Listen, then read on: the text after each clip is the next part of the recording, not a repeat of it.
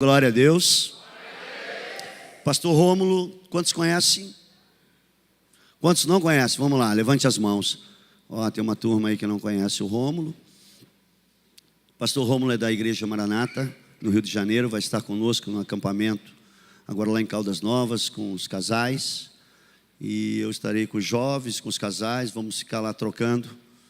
Às vezes ele vai para os jovens, às vezes vai para os casais, sei lá o que vão fazer. E às vezes a gente vai ficar também na piscina, que é uma coisa natural, né? Pregando, falando, discipulando, em todos os lugares. Então eu creio que vai ser um tempo maravilhoso para a igreja. E você que já fez a sua inscrição, acabe de pagar. Que alguém vai ter que pagar e não vai ser a igreja, né? Vai ser você ou o irmão João, um dos dois. Eu prefiro que você pague. Amém? O pastor Rômulo está aqui com a sua amada, querida esposa Osair, que eu nunca chamei de Osair, sempre de Zazá, né? Vem cá, Zazá. Deus abençoe. Vamos aplaudir a Jesus pela vida dos irmãos.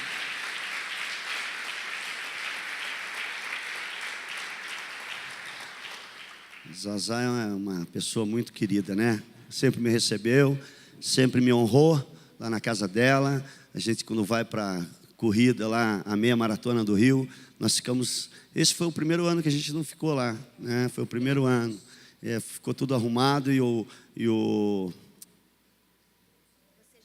Robson nos levou para perto da corrida, num lugar lá que ficou mais fácil, então os irmãos preferiram, mas sentimos muita falta, ficamos lá, lá na frente num negócio ruim lá que se chama no Jardim Botânico. É horrível lá, irmão, um local horrível. Nós ficamos lá assim, foi uma luta para ficar lá, sabe? Mas trocamos a zona norte pela sul, irmãos. Então foi uma coisa assim meio desproporcional. E hoje eles estão aqui, vão passar a semana conosco, né? Na terça-feira também nós temos a nossa reunião de oração. E quero convidá-los a estarem aqui. Pastor Rômulo vai estar pregando hoje pela manhã e à noite. Traga um amigo, traga um visitante. Aquela pessoa que você tem facilidade de trazer à igreja, essa você não precisa trazer porque ela já está vindo. Mas aquela que você tem dificuldade, vai lá, insista mais uma vez, deixa o Espírito Santo trabalhar através da tua vida. Amém? Amém ou não? Irmão, você está aqui nessa... Eu sei que você está com a dificuldade do horário, né? Mas você pode abrir a sua boca, né? Eu sempre falo, irmão, abra a sua boca, não apague o Espírito que está aí dentro de você. Às vezes nós temos a facilidade de apagar o Espírito Santo que quer se manifestar. Zazá é uma bênção, o Rômulo também. Estão com a palavra livre para pregar os dois. Deus abençoe a paz do Senhor. Estamos muito felizes por este convite, né? Que tanto nos honra. Falando de honra nesta manhã, não é? Que tanto nos honra. É um prazer sempre estar com vocês. Os mineiros são muito hospitaleiros e a gente tem recebido isso com muita alegria. E hoje de manhã a gente nem precisa falar mais nada, pregar mais nada. Os louvores por si só. O pastor no início já deu aqui uma palavra que tanto nos abençoou. O salmista diz assim, sua palavra: alegrei-me quando me disseram, vamos à casa do Senhor. Olha, estar na casa do Senhor é você estar no seio do Pai. Sente a proteção de Deus, sente a bênção de Deus. E às vezes a gente vem para cá com a cabeça tão cheia e fica pensando e esquece de louvar a Deus. Este é um momento separado para isso. Às vezes eu sento assim no banco e assim, Senhor, olha, eu não estou de pé aqui não, eu só não deito aqui na tua presença assim porque vai ficar feio, mas a presença de Deus nos enche de tanta alegria, de tanto prazer. Então, se você está assim com a sua cabeça cheia, de repente aconteceu alguns problemas em casa antes de você sair, ou esta semana foi muita pressão sobre sua vida, em nome de Jesus, aquele corinho que nós cantamos assim, sai, foi este o momento para sair isso, porque às vezes não é nem o inimigo somos nós mesmos que impedimos que a presença de Deus e que a alegria do Senhor, que é a nossa força, nos encha. Então, se você ficar né, com aquele pensamento, a alegria do Senhor não enche você. E você vai sair daqui vazio como você entrou. Então, se aproveite e com a sua mente, em vez de ficar pensando nos problemas, fala assim: Senhor, eu já estou assim, diante de Ti, eu quero Te adorar, eu quero Te honrar, eu quero sentir Tua presença, eu quero, Senhor, ser Teu servo. Me ensina, Senhor, até administrar a minha própria mente, Senhor, para que eu seja bênção, não somente na igreja, mas na minha casa, no meu trabalho, andando na rua, fazendo compras, tomando meu banho. Senhor, eu quero ser Teu. Sabe, é isso que é ser servo do Senhor. Então, às vezes a gente fala assim, sai, não é o inimigo, mas somos nós mesmos. Então, alegrei-me quando me disseram, vamos à casa do Senhor. Não é só por causa do ar-condicionado e lá fora está muito quente, não. É por estar em comunhão com os irmãos. E onde a comunhão com os irmãos, o salmista diz no Salmo 133, que é quão bom e agradável que os irmãos vivam em união. É como o óleo que desce sobre a barba de Arão. É como o orvalho que desce sobre os montes de Sião. O Senhor ali ordena a bênção e a vida para sempre. E nesta manhã... Amém, Jesus. Glorificado seja o nome do Senhor. E nesta manhã... esta vida, esta bênção, esta unção que foi derramada sobre a barba de Arão está sobre a igreja. E se você, querido, tirar esse pensamento que impede a bênção de Deus chegar, essa unção vem, esse orvalho vem e você vai ser transformado, avivado e cheio da presença do Espírito Santo de Deus. Foi o que eu senti quando eu cheguei aqui neste lugar e os louvores começaram a ser entoados. A bênção do Senhor chegou. E eu comecei a pensar, meus filhos, minha casa. Senhor, coloquei a nossa igreja em Tuas mãos, abençoa os nossos queridos lá no Rio, meus filhos, meus sogros que estão lá em casa, minha família, mas eu quero estar totalmente integral na Tua presença, né? Integral é sem mistura, é aquilo que realmente é. Crua, nua, sou Tua, Senhor. Minha alma está aqui para Te adorar. Então, aproveite, são só 2 horas. Então, são 2 horas de louvor e de adoração a Deus. Esqueça, sai todo impedimento e alegre-se, porque a Bíblia diz que este é o dia que nos fez o Senhor. Alegremo-nos e regozijemo-nos nele. Deus abençoe vocês. Um beijo.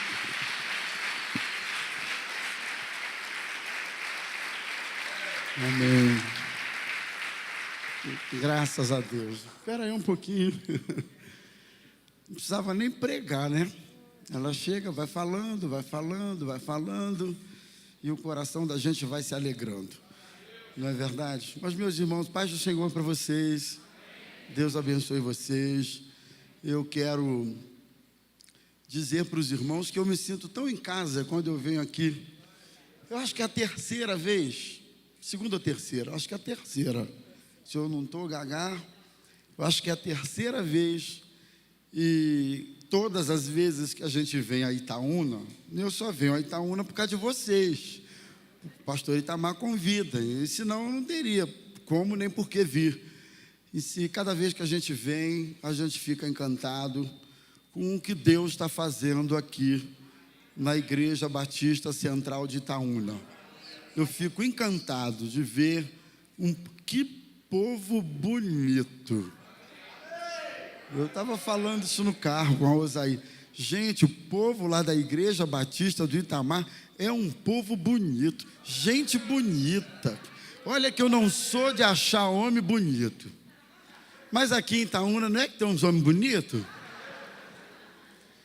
E a começar pelo pastor de vocês. Amigo para essas coisas, né, irmãos? Os homens são bonitos e as mulheres também são bonitas. As mulheres são lindas, com todo carinho e respeito. O povo é bonito. Os idosos são bonitos. As crianças são bonitas. É um povo alegre. O slogan de vocês, eu acho que é isso, é assim: somos abençoados. E a gente, quando entra aqui, irmãos, e convive, participa do culto e fala com vocês, essa é a sensação que a gente tem, de que o povo daqui é um povo abençoado, um povo de Deus, um povo próspero. Claro que prosperidade não é só dinheiro, prosperidade não é só carro do ano. Prosperidade é um conjunto de coisas, e eu acredito que vocês aqui estão dentro desse conjunto de coisas. Um povo feliz, um povo abençoado. Então eu, quando venho aqui, pastor Itamar, eu me sinto inspirado. Eu saio daqui renovado. É fácil pregar aqui na igreja de vocês. É fácil, porque o povo está junto, o povo vem junto, o povo vibra, o povo sorri, o povo aplaude, enfim. Então eu estou muito feliz, eu e minha esposa, nós viemos sozinhos. Deixa a gente se apresentar, né? Já que tanta gente não nos conhece, rapidinho, deixa a gente se apresentar. Nós somos casados há 21 anos, agora em novembro, fazemos 22. Temos 2 filhos lindos, maravilhosos, e eu sou pastor há 20 anos, pastor da Igreja Missionária Evangélica Maranata. E assim, a nossa história é um pouco interessante, porque a minha esposa ganhou a minha família para Jesus, toda. Tinha um culto na casa dela, toda semana. Olha que coisa interessante, tinha um culto lá, e as tias dela, que eram missionárias, faziam esse culto, cantava, tocava violão e traziam uma mensagem. E meus irmãos, a minha família estava no espiritismo naquela época. Estávamos andando por esses lugares. E a mãe da Osaí sempre dizia para ela: vai lá no dia do culto, vai lá. Ela tinha a missão de convidar a vizinhança. Ela ia de porta em porta. E hoje é o dia de culto, vai lá, tal hora, assim, assim. Alguns iam, outros não. E dentre essas portas estava a nossa. Ela convidava, minha mãe dizia: não vou não, hoje não. Eu me lembro que um dia, meio assim, para ficar livre do convite da vizinha, pelo menos a gente vai e ela não volta a convidar mais, a minha mãe disse assim: hoje nós vamos, um dia lá.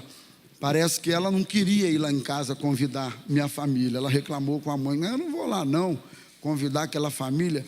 A dona Janete fica inventando história. E ela dizia: ela mente que nem sente. Minha mãe é mole. E a mãe dela dizia para ela assim: vai lá e faça a sua parte.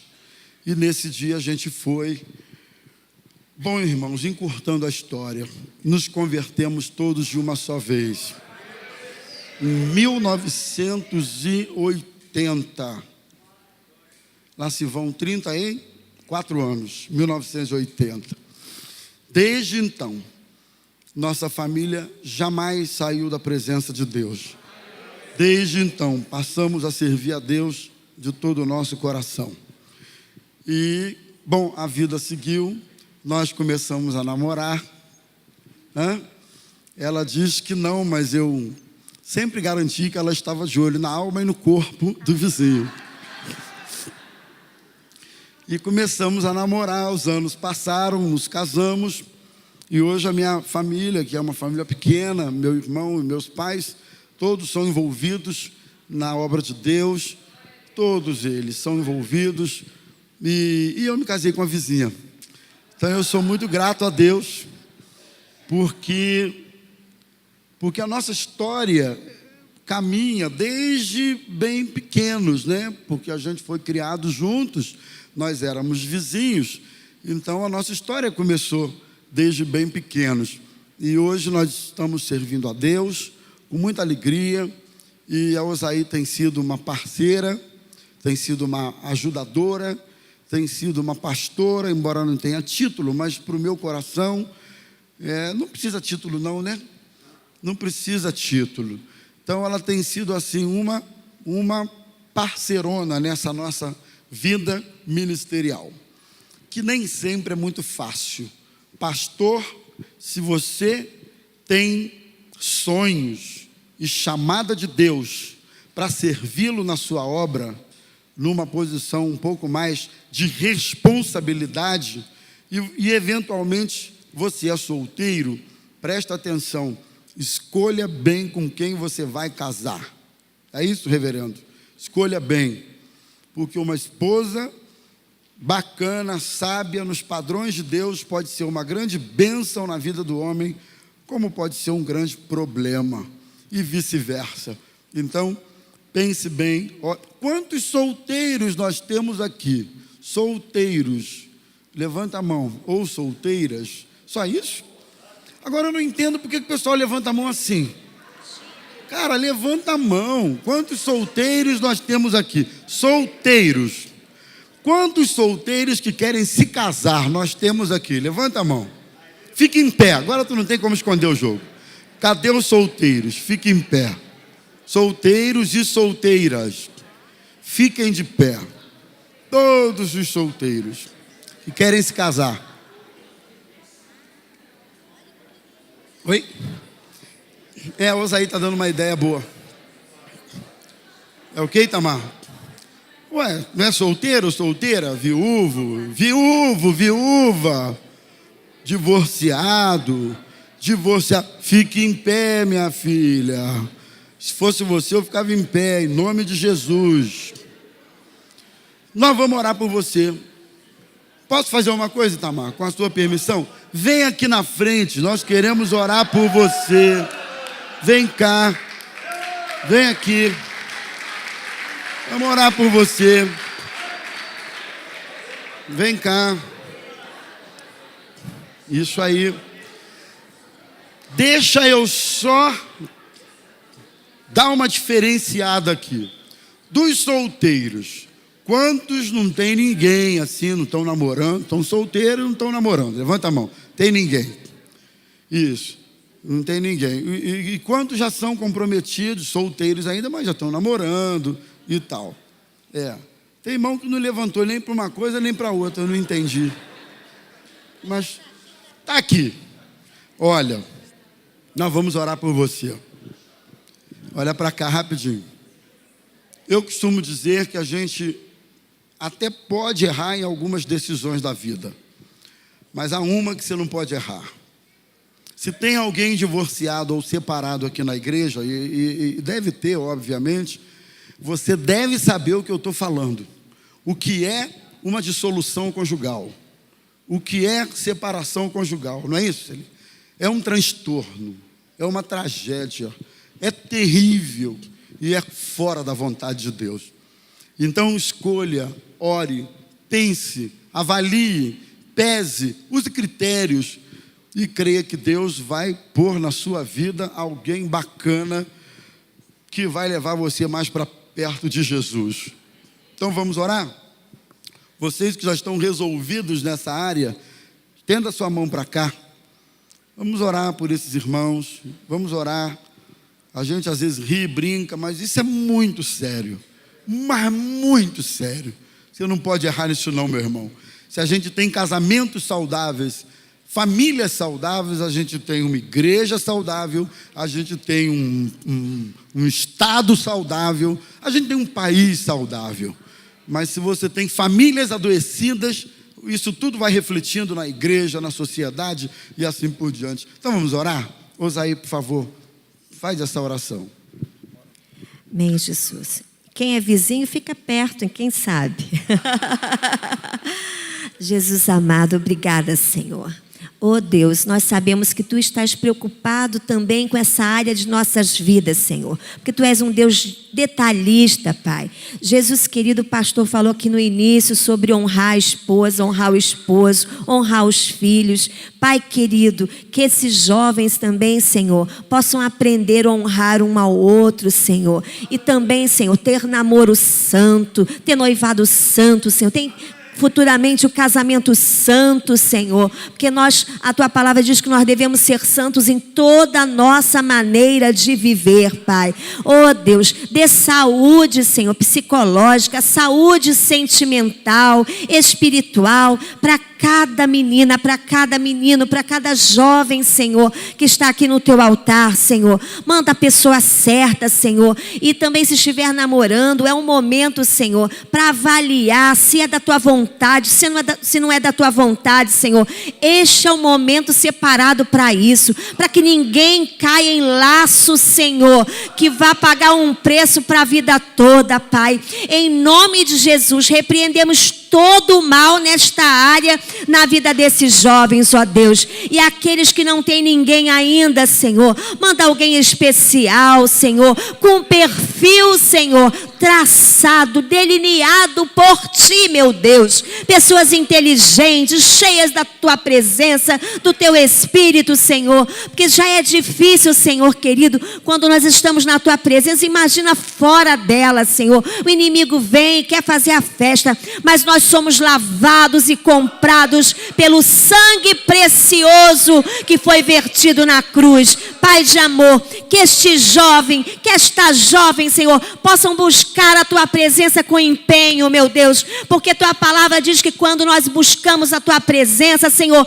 Tu trabalhas por aquele que em Ti espera, Senhor. E quando nós esperamos em Ti, das Tuas mãos vem o melhor, Senhor querido. Que possamos aprender, Senhor, e a vivenciar, Senhor, para a glória do Teu nome. E aqueles também que já tiveram uma experiência de casamento, Senhor. Oh Deus, que Tu possas também trazer alguém especial, Senhor. Oh Jesus, cheio das Tuas virtudes, é a nossa oração e o nosso muito obrigado, porque a bênção Tua já está sobre eles. E toda a igreja disse amém, Jesus, amém. Sejam abençoados em nome de Jesus, amém.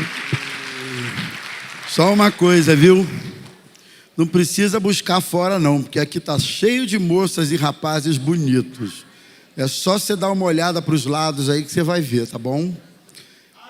Não é isso? Bom, eu quero trazer uma palavra para vocês, meus irmãos, que está no livro do profeta Abacuque, capítulo 3, verso 2. Eu acho que é um texto muito conhecido da grande maioria dos irmãos. E esse texto nos inspira a falar sobre um tema, que já eu vou dizer qual é o tema. Abacuque, capítulo 3, verso de número 2. Eu creio que Deus fala através da sua palavra. Você crê? Eu creio. E creio que Deus vai falar nessa manhã com a gente. Diz assim: eu ouvi, Senhor, a Tua fama e temi. Aviva, ó Senhor, a Tua obra no meio dos anos. Faze que ela seja conhecida no meio dos anos. Na ira, lembra-te da misericórdia. Só esse verso. Curva a sua cabeça um instantinho, por favor. Meu Deus, fala com a gente através da Tua palavra. Tu tens falado através dos louvores, das orações, dos testemunhos, da ministração que foi dada aqui. Mas nós cremos que Tu também vai nos falar através da Tua palavra. Que corações e mentes estejam abertos a ouvir a Tua palavra. Meu Deus, que cada mente e coração estejam cativos à obediência de Jesus desta manhã. Tira a dispersão da nossa mente e do nosso coração e permita que a Tua palavra penetre na dimensão mais íntima do nosso ser e nos ajude a enxergar as nossas mazelas, as nossas carências e a nossa dependência do Senhor. nesta manhã nós declaramos, Senhor, com os nossos lábios, que dependemos de Ti. Oramos assim, em nome de Jesus. Amém e amém. Meus irmãos, esse texto foi escrito por um homem, por um profeta, que foi Abacuque, no meio de uma degradação. O contexto em que Abacuque falou isso aqui, fez essa oração, foi um contexto de degradação, tanto moral quanto espiritual de Judá. E é interessante que você percebe na oração que a alma e o espírito de Abacuque, nesse contexto, estão movidos por um sentimento tanto de inconformismo como de indignação. Eu acho que às vezes o inconformismo é bom, às vezes não, sempre é bom. Você não está conformado com as coisas. Outras vezes, a indignação também é saudável. Às vezes, nós precisamos nos levantar. E eu entendo que algumas indignações são produzidas exatamente pelo Espírito de Deus. Se não for o Espírito de Deus a produzir certas indignações em você, você acaba se resignando, se acomodando, se conformando, e há quem diga que a gente consegue viver mesmo da forma mais medíocre que possa ser, mas você se acostuma a viver dessa forma. Então Abacuque, ele está movido por esse sentimento, primeiro, pela ostensiva postura de desobediência do povo em relação a Deus. E aí eu aprendo uma coisa, que nem sempre o conhecimento da verdade gera obediência, sabiam? Nem sempre o fato de um povo, de uma nação, de um indivíduo, eu vou até além de uma igreja, de uma comunidade, de um líder, de um crente, nem sempre o fato de alguém conhecer a verdade, esse conhecimento gera obediência, nem sempre. Interessante, nem sempre, inclusive a trajetória do povo de Israel é uma trajetória marcada por isso, porque durante a caminhada daquele povo, Deus orientava o povo, Deus mostrava ao povo a sua vontade, Deus direcionava o povo, mas vocês vão notar que nem sempre o povo obedecia a esses direcionamentos de Deus. E aí, lógico, todas as vezes que o povo obedecia, eles eram abençoados.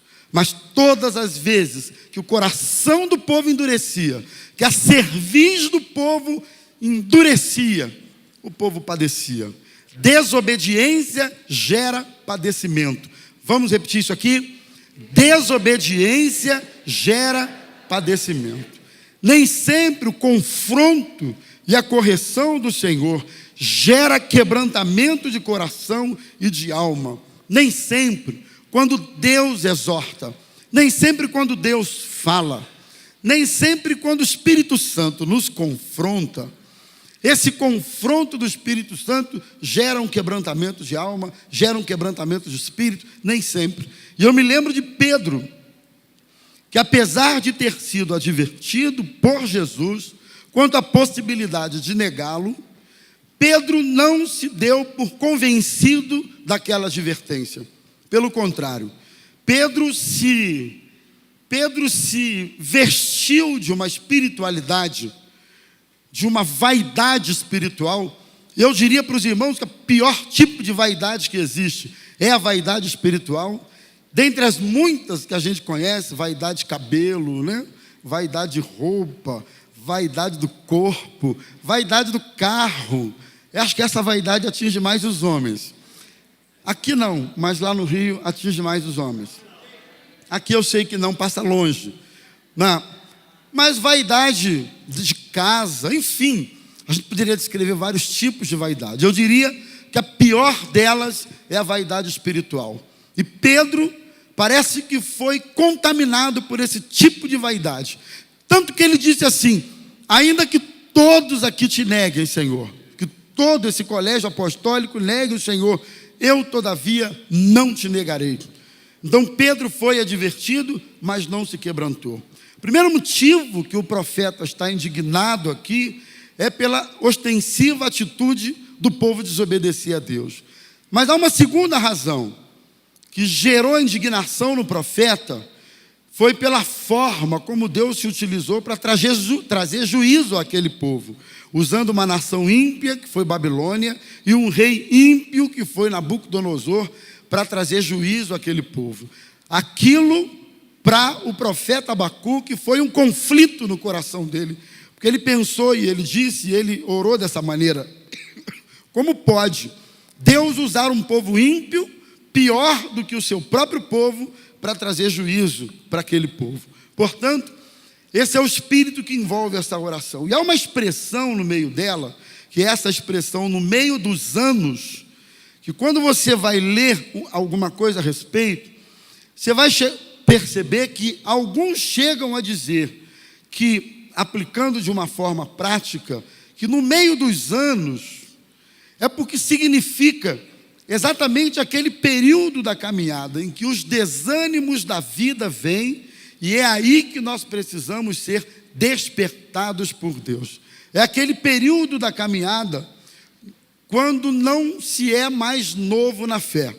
Você sabe que o novinho na fé está apaixonado, está lendo a Bíblia, está buscando, está congregando, está falando de Jesus, está orando.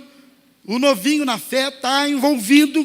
Mas quando ele já não é tão novo mais, é muito comum a gente perceber gente que acha assim: eu não tenho muito mais o que aprender, eu já tenho pontinho anos na igreja. Eu me lembro que eu batizei um camarada há um tempo atrás, e assim que ele se batizou, ele sumiu da igreja. E umas semanas depois eu encontrei com ele e disse: cara, você sumiu da igreja, o que houve? Eu já me batizei, eu cheguei lá, eu já alcancei, pastor. E eu olhei e disse: mas alcançou o quê? Chegou aonde? Chegou a lugar nenhum, não alcançou nada. Nós devemos prosseguir, continuar. Irmãos, é uma caminhada constante. Então, o desânimo vem naquela fase que a gente não é mais novo na fé. Alguns anos já se passaram. O desânimo vem quando a pureza da fé se transforma numa mente cada vez mais racional, realista. Quando a gente é novinho na fé, a gente crê nas coisas de Deus, com pureza de alma, com pureza de coração, com coração limpo.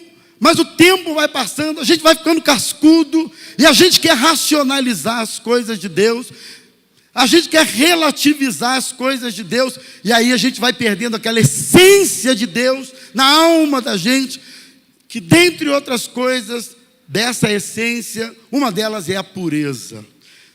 Deus se agrada de gente pura de alma, porque Deus não vê o conteúdo externo, Deus não vê a aparência como os homens veem. Deus vê o coração, Deus vê o que está lá dentro, Deus vê as intenções e motivações da alma.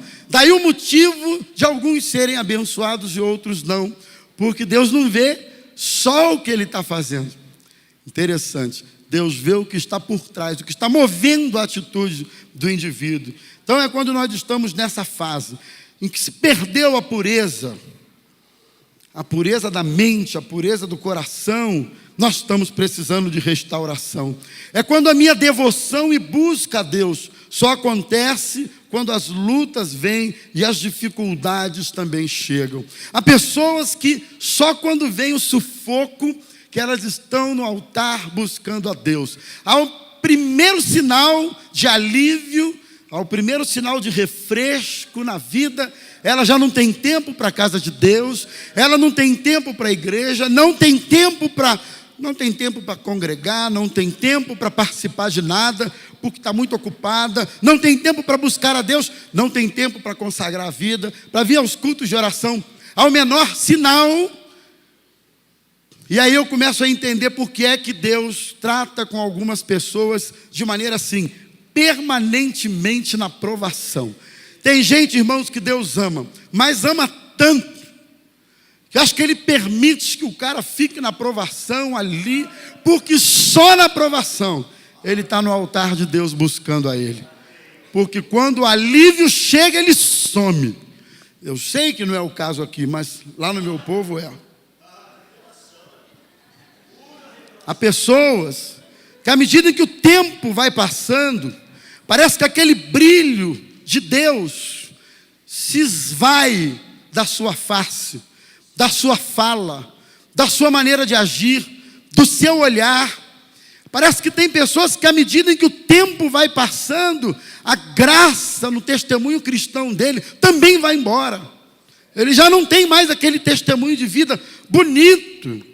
A vida cristã dele é uma vida irrelevante, medíocre, é uma vida que não expressa nem de perto, muito menos de longe, a glória de Deus na sua vida.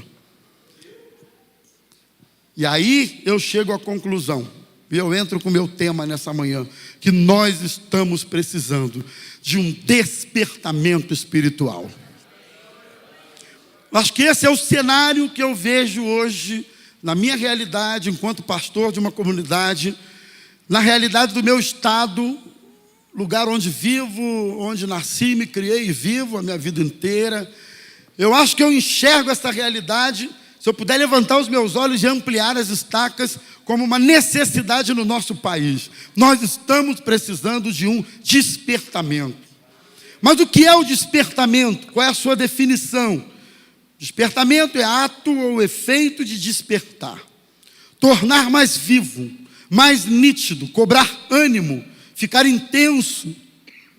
Despertamento significa sair da inércia, da sonolência, da acomodação. Então eu acredito que todos nós aqui, aí meu irmão, você vai me desculpar, mas eu vou tentar colocar a carapuça abençoada em você. Todos nós, uns mais, quem sabe outros menos, mas todos estamos precisando de um despertamento de Deus na nossa vida. Eu estou precisando desse despertamento. A minha igreja está precisando, a minha casa está precisando desse despertamento. Precisamos ser despertados das nossas acomodações.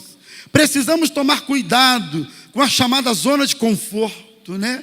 É aquele período da vida que tudo vai bem. Normalmente é nessa fase que costumamos ser mais negligentes na vida espiritual. Precisamos ser despertados das nossas mesmices. Eu quero perguntar uma coisa para nós aqui nesta manhã. Ninguém precisa responder não, nem levantar o braço. É só para você pensar. Quando foi a última experiência sua com Deus? Quando foi a última vez que você falou com Deus e que Deus falou com você e que você se viu arrebatado, transformado? Quando foi a última vez que você se viu mexido, suas entranhas sacudidas pelo Espírito de Deus? Quando foi que isso aconteceu? Ou suas experiências com Deus se resumem apenas em memórias do que um dia aconteceu, do que um dia foi, do que um dia Deus fez, 15, 20, 30 anos atrás? Isso tudo é valioso, mas o nosso Deus, primeiro, não é um Deus só de passado, Ele é um Deus de hoje, Ele é um Deus do aqui, Ele é um Deus do agora. Segundo, o nosso Deus é um Deus de coisas novas.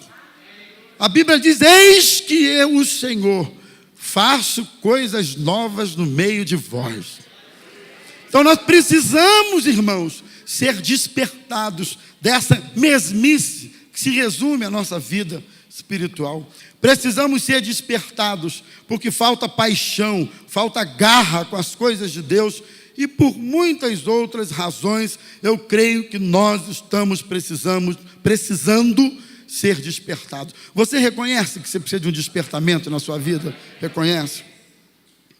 Mas quando eu estava preparando essa mensagem, eu me fiz uma pergunta, que é a seguinte: que tipo de despertamento nós precisamos? Que tipo de avivamento nós estamos necessitando? E eu quero deixar para vocês 5 características de um despertamento genuíno, que muda de verdade a nossa vida. Não é um despertamento externo, coreográfico. Eu também gosto de coreografia, a gente tem lá na igreja. Eu também gosto dos movimentos, isso tudo é muito bom, a gente tem lá.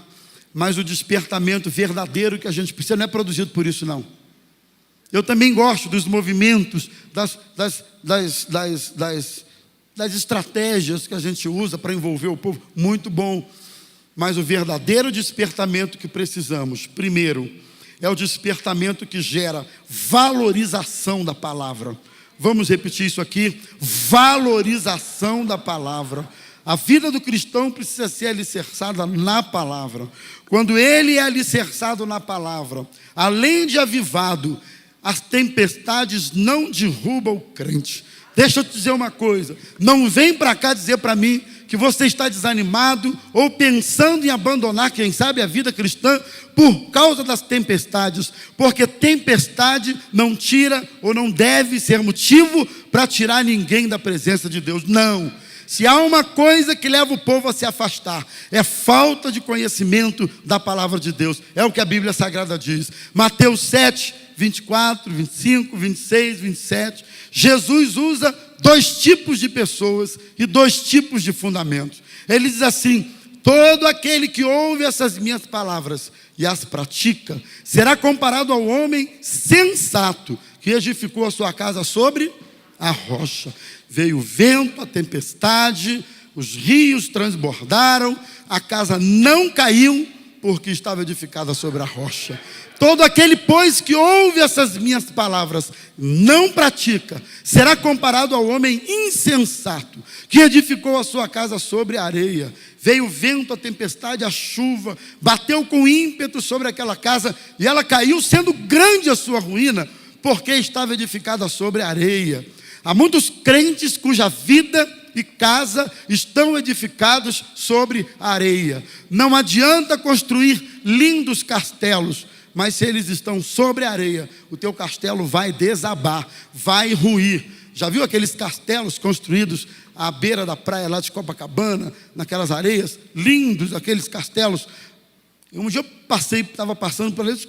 Cara, como é que você faz para preservar isso aqui? Porque se der um vento forte, alguém chutar isso aqui, ou a maré dá uma estourada lá e derruba isso aqui. Ele disse: não, eu pago gente para tomar conta. Isso dá um trabalho enorme para construir essas esculturas, essas obras, dá um trabalho enorme. Então eu pago gente para tomar conta, porque é um castelo lindo, mas é de areia. Se vier um vento, se alguém esbarrar nele, vai derrubar, porque é areia.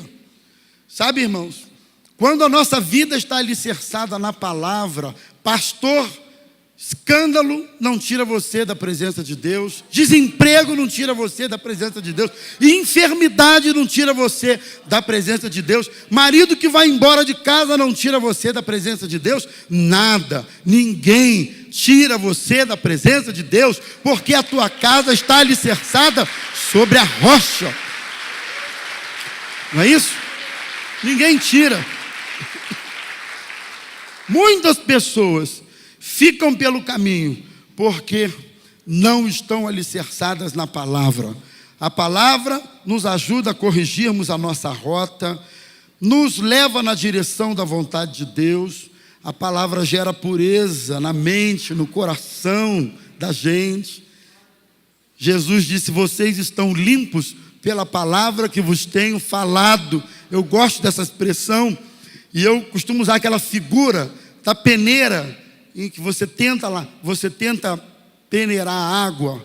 Você abre uma bica e põe uma peneira embaixo, sacode a peneira, você não vai peneirar a água, isso não existe. Mas depois de um tempo fazendo esse movimento, você vai limpar a peneira, certo? Você não vai reter o líquido, mas você vai limpar a peneira.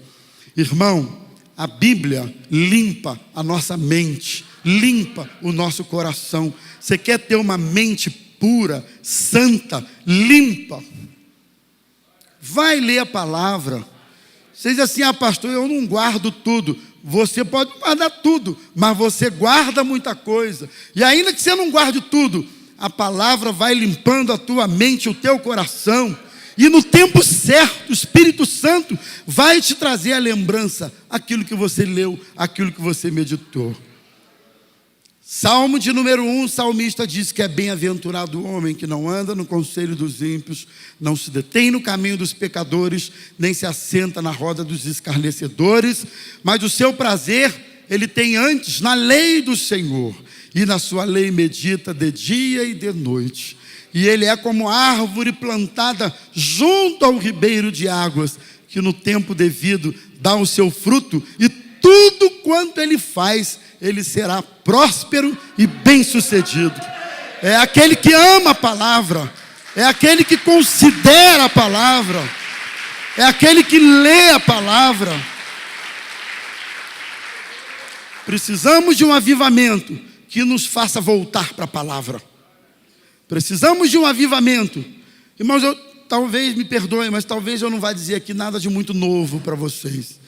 Mas alguns valores e práticas que precisam ser lustrados e trazidos de volta e praticados no nosso dia a dia. Isso vai fazer a diferença. Segundo, um avivamento que nos leve a valorizar a oração. Segunda coisa, precisamos desse avivamento que gere compromisso com a palavra, avivamento que nos leve a valorizar a oração. E eu chego à conclusão que a gente ora muito pouco, me desculpe, mas a gente ora pouco. Quanto tempo você deve orar? O que você acha? 10 minutos, 2 horas, 3 horas, 20 minutos? O que vocês acham? Qual deve ser o tempo de oração do crente?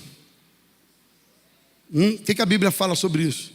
Qual é o tempo que a Bíblia estabelece que a gente deve orar? Orar em espírito. E o Tamar está lembrando aqui, o que mais?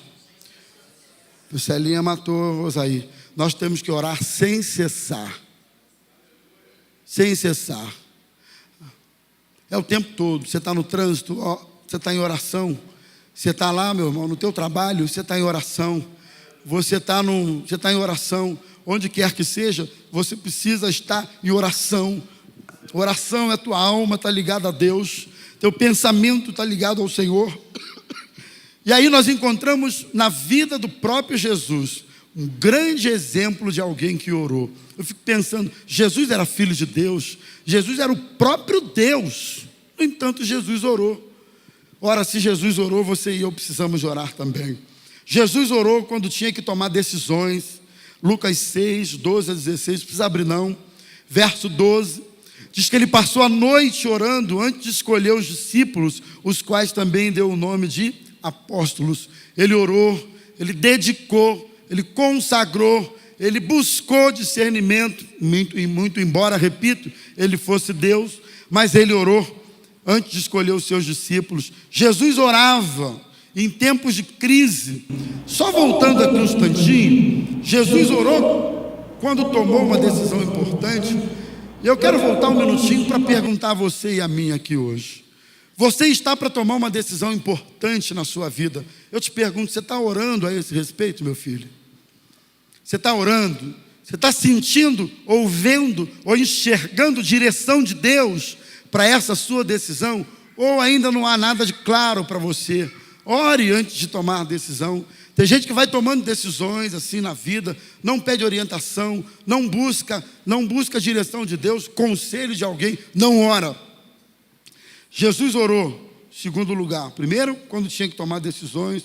Jesus orou pelos seus próprios inimigos, aqueles que o perseguiam, aqueles que o caluniavam. Jesus orou por aquelas pessoas que perseguiam ele, maltrataram. Jesus orou por aquelas pessoas. Você tem orado por gente que te persegue? Ou você acha que você está imune a ser perseguido? Não, meu filho, ore.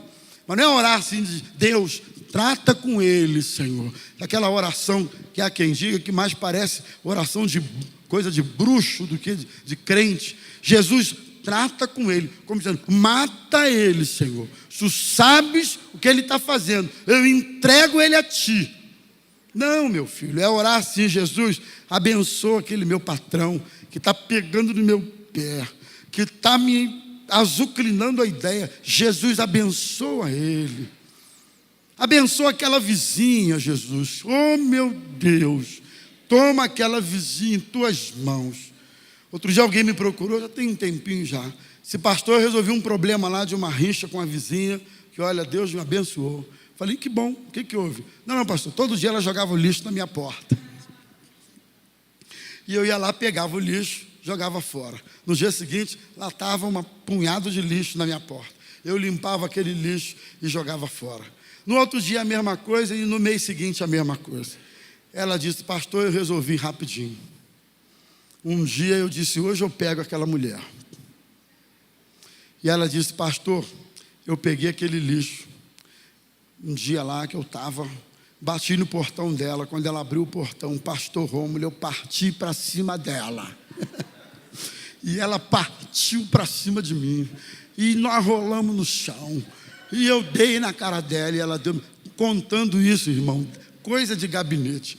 Como eu estou a 600 quilômetros de casa, eu posso contar esse negócio. E ela entendeu que aquele troço horroroso foi uma forma de solucionar. Ela saiu com a cara quebrada, a vizinha saiu com a cara quebrada, porque achou que desse jeito ela fosse resolver o problema. Meu filho, ore. Você está sendo hostilizado? Faça bolo de banana para a tua sogra. Ela está perturbando você. Vai lá, eu amo bolo de banana. Não conta para ninguém, não. Faz um bolo de banana daquele bem gostoso, daqueles bem suculento. E chega lá para ela. Você também gosta, amado, de bolo de banana? Nó! Chega para ela, minha sogrinha, eu trouxe um bolo de banana para a senhora. Toma. Ela vai até estranhar. O quê? Está com veneno isso aqui não? Não, minha sogra. Toma, é para você. Às vezes, esse tipo de rixa, a pessoa está esperando uma reação contrária à sua. Você vai lá e reage de maneira diferente. Você quebra a pessoa, sabe? A palavra doce acalma o furor. Jesus orava em tempos de crises e conflitos. Lucas 22, 40 até o 42, não precisa abrir não. Jesus estava em agonia. Verso 41 diz que de joelhos Jesus orava, e estando em agonia, orava mais intensamente ainda. O momento que antecedia a crucificação foi um momento de angústia, porque Jesus era 100% Deus, mas também era 100% homem. Sendo assim, ele ficava angustiado também. Então Jesus orava nos momentos de conflito e nos momentos de agonia. Nos momentos de conflito, não adianta ficar murmurando da igreja, murmurando do pastor, murmurando do emprego, murmurando do próximo presidente que vier, que você nem sabe quem é ainda, mas já está murmurando. Irmãos, tem gente que é murmurador de carteirinha. Eu sei que aqui não tem isso, mas lá na minha terra tem. Gente que murmura o tempo todo. Olha, murmuração pega, murmuração contagia, isso é praga. Se você estiver muito perto de gente que murmura o tempo todo, deixa eu te dizer, ou você tenta influenciar esse murmurador, ou você sai de perto dele, porque murmuração é terrível.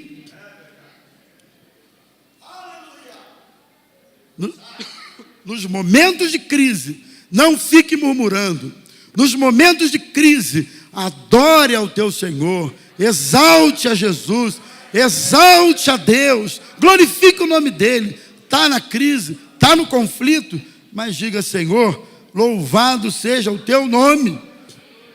Jesus orava, mesmo com a sensação de que Deus estava longe.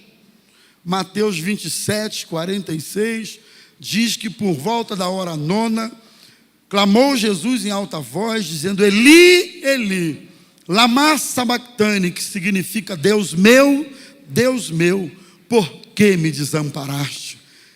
Sensação momentânea de que Deus está longe. Quem nunca teve essa sensação, hein? Na boa. Já teve? Já teve a sensação no momento de que Deus está distante? Já tiveram? Eu já tive também. Aqueles momentos que parece que nada acontece. Não é não, Celinha? Aqueles momentos que parece que as águas estão paradas, rotas, e a água parada vai apodrecendo, a água parada vai,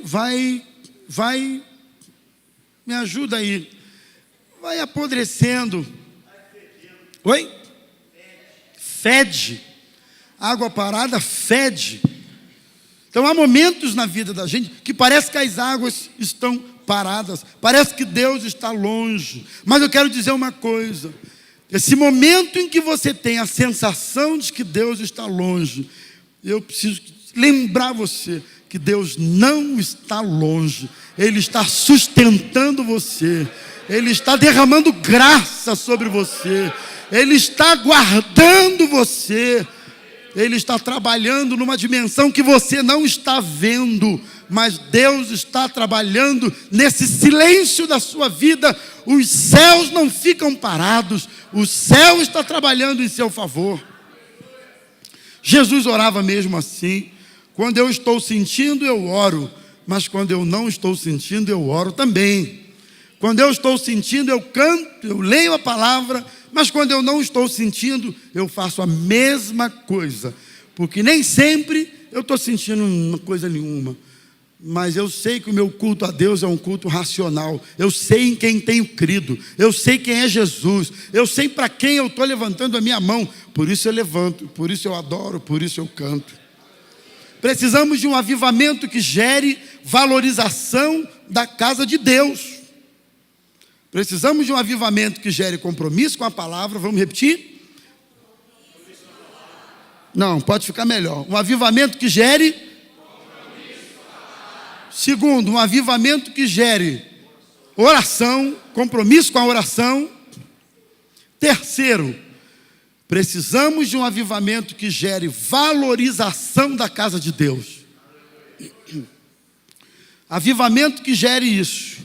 O senso de importância que é congregar, estar entre os santos. Como é bom estar na casa de Deus. O salmista disse: prefiro estar um dia nos teus átrios do que 1000 longe dele. Como é bom estar na casa de Deus. Como é bom ter comunhão com vocês. Na casa de Deus a gente desenvolve os nossos ministérios. Na casa de Deus a gente desenvolve os nossos talentos. Na casa de Deus a gente tem comunhão com os irmãos. Na casa de Deus a gente é ministrado pela palavra. Na casa de Deus a gente é ministrado pelos louvores. Quantas e quantas vezes eu cheguei na casa de Deus assim: hoje eu vim por vir. Hoje eu vim porque eu vim. Hoje eu vim porque eu tinha que tocar. Eu sempre toquei desde garoto na igreja. Hoje eu vim porque eu tenho que dar aula. Hoje eu vim por isso ou por aquilo. E quando a gente chega na casa de Deus, o Espírito Santo vai renovando a gente, vai transformando a gente. Quando a gente chega na casa de Deus, o Espírito Santo vai curando a gente. Mesmo que você não esteja com vontade, aí que você deve vir à igreja. O dia que você estiver com menos vontade, esse é o dia que Deus tem coisa especial para você na sua casa. Eu sou prova disso. Eu sou prova disso. Quantas vezes eu estou me preparando para pregar e aí eu digo: se eu tivesse alguém.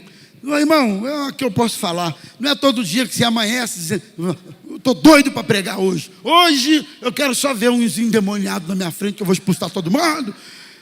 Não é todo dia, irmão. Tem dia que você está na igreja, você daria tudo para ter alguém lá em cima pregando e você ouvindo um pouco, porque você também precisa. Não é assim? Mas a gente vai assim mesmo, porque a gente tem um compromisso. E quando você sobe e começa a falar, a palavra vai enchendo, o Espírito vai renovando, e Deus vai tratando, e Deus vai abençoando. Na casa de Deus há cura para você. Temos os nossos problemas, é verdade. Toda igreja tem crente chato. Aqui não, mas lá tem. Lá tinha uma velhinha, que eu acho que ela morreu, que ela vinha dar um beijo na gente. Mas quando ela vinha dar um beijo na gente, ela vinha com a boca cheia de cuspe, pastor. E ela chegava assim, e a gente ia, dava um beijinho nela, e ficava aquela babinha, e a gente dava um abraço nela. Mas que abraço gostoso, mas depois tinha que... Toda igreja tem, meu irmão. Toda igreja tem crente problemático. Tem. Toda igreja tem. Com exceção, está aqui. Senão não volto mais. Mas tem. Hoje em dia, você não pode mais chamar a atenção das pessoas, não. Você não pode mais falar nada. Tem gente que não pode tocar. Posso falar, né? Estou a 600 quilômetros daqui, de casa. Esses dias, estava lá no culto, aí eu andando para lá. Deu um problema no som, eu fui lá atrás, voltei umas 2 vezes e vi uma pessoa conversando, o louvor rolando, ela conversando.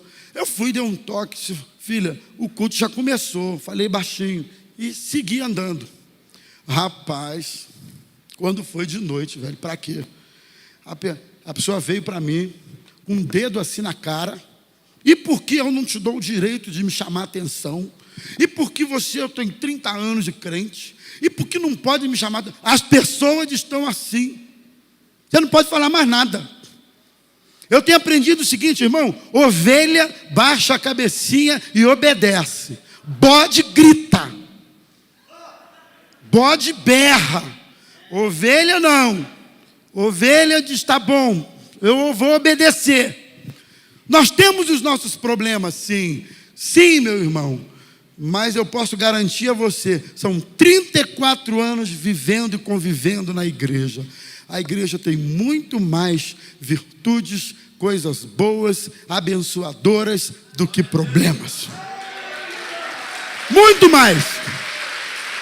Eu não tenho conta o número de pessoas que entraram na igreja, às vezes porque receberam um abraço lá na porta, às vezes porque receberam um aperto de mão. Essas pessoas foram abençoadas e se converteram.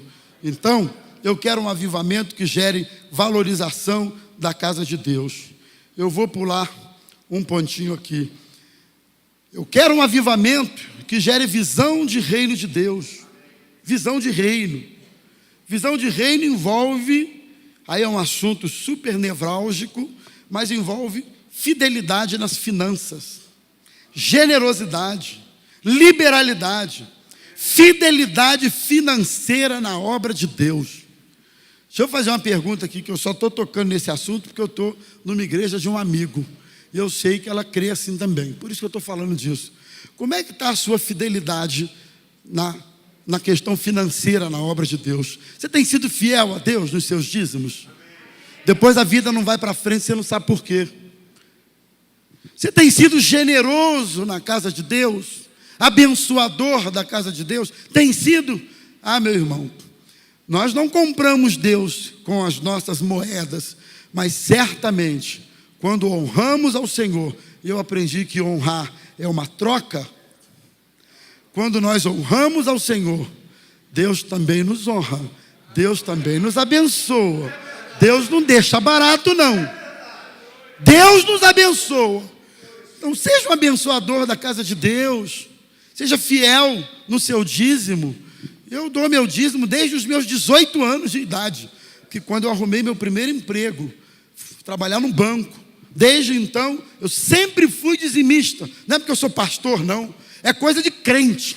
Dízimo não salva, mas dízimo é um dos frutos, é consequência de alguém que é genuinamente convertido e é salvo. O cara quer ser dizimista. Não é assim? É isso. Então, visão do reino de Deus, visão de obra. E por último, precisamos de um despertamento que resgate os valores espirituais dentro do nosso lar. Eu quero finalizar com isso aqui. Porque há muitas famílias em crises na igreja.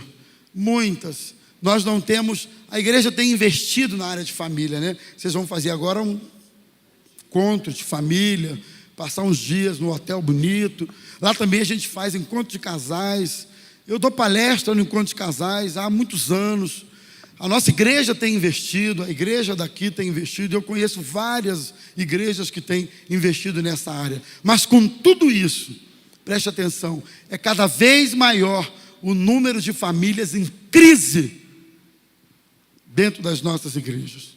E eu quero finalizar fazendo uma pergunta: como está a tua casa? Como está o teu casamento? Como está o teu relacionamento? A tua esposa está feliz? Irmão, mulher feliz a gente conhece, de longe. Uma mulher quando está feliz, você pergunta as horas para ela, ela responde de maneira feliz, com um sorriso.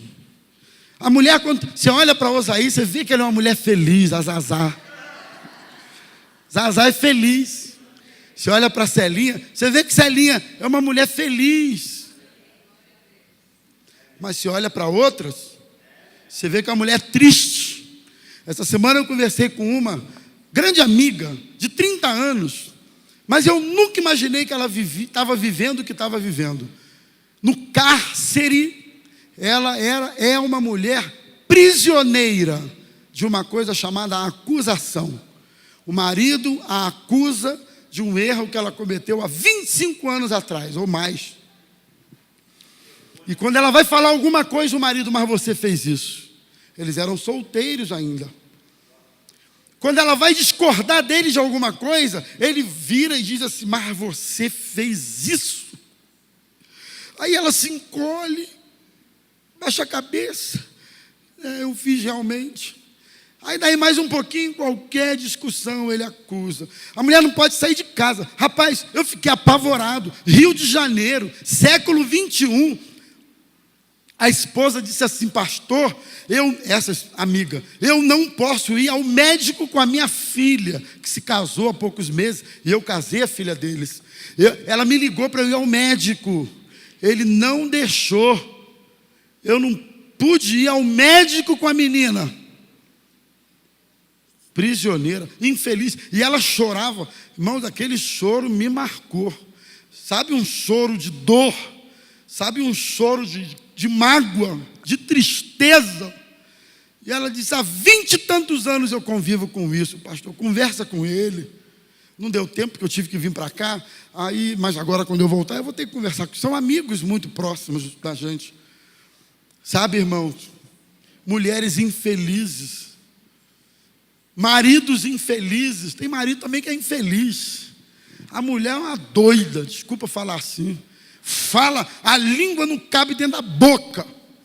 Sabe, tem mulher que vive desprezando o cara. Se refere ao marido como se ele fosse um Zé Mané. Oi? Coitado. Cuidado. É isso aí. E aí eu conheço uma meia dúzia de maridos assim, não tem autoridade nenhuma dentro de casa. Mulher mandona, sargentona. Mulher mandona, ela que manda. Ela faz, tem que ser como ela quer. Senão, como diz o samba, ela diz que vai embora. Oh meu Deus, que coisa horrível, vê essa música aqui. E diz que vai embora, diz que vai embora. Deu uma recaída aqui agora então. Mulher que é assim. Tem mulher que não honra o marido. O homem gosta de ser honrado pela esposa, né? O homem gosta quando ela olha para eles assim, meu herói, meu marido.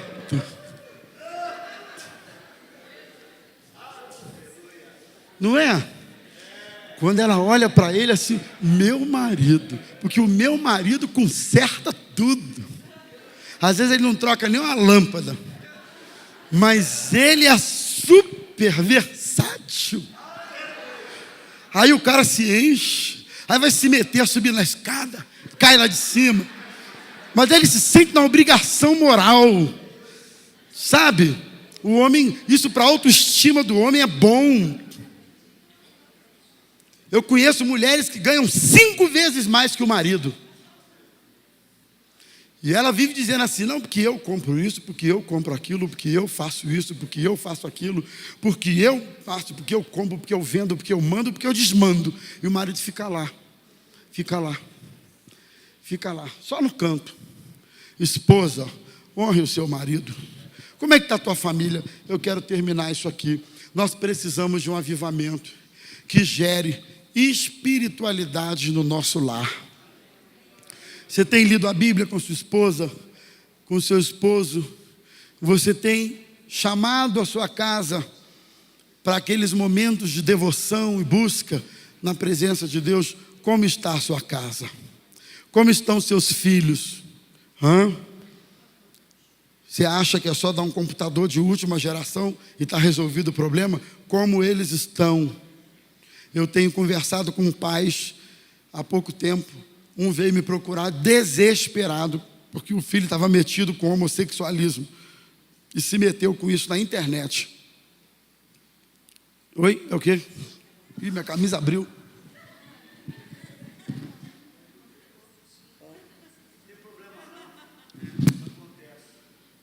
Como é que está a tua casa? Pô, eu fecho um botão, abre 2, o que é isso?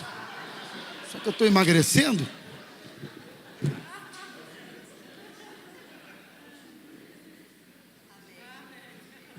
emagrecendo.